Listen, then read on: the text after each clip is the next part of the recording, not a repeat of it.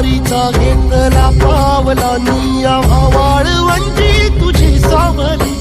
गळा भेट घेण्या भीमेची निघाली तुझ्या नाम घोषात इंद्रायणी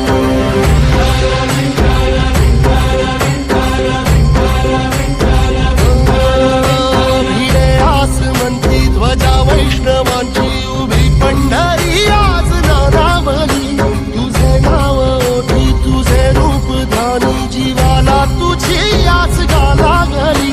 जरी बाप साऱ्या जगाचा